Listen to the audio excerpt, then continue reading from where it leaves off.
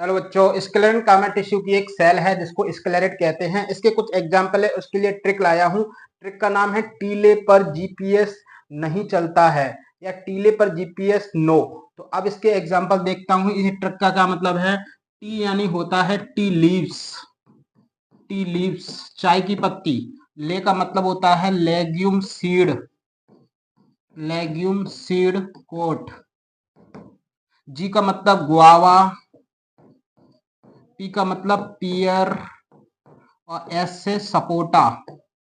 इस नो का मतलब है नट्स, और नट्स किसके? फ्रूट बॉल के। तो अब देखिए थोड़ा इसमें, ठीक है।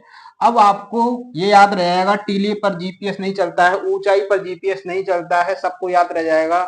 अब इसके जो एग्जाम्पल हैं जीपीएस का, गुआवा, पियर, सपोटा, और इनके क्या? पल्प। ठीक है।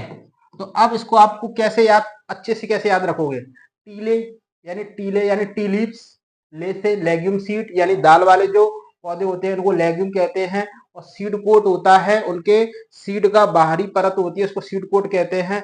जी से गुआवा यानी अमरूद, पी से पियर है ना, नाशपाती, एस से सपोटा, और इन तीनों का पल्प। ठीक है। तो इन सब में क्या पाई जाती है? स्केलेट पाई जाती है। आपको याद रखना है टीले पर जीपीएस, पल्प यानी पलता नहीं है और ना फलता है। फ्रूट का मतलब होता है फल।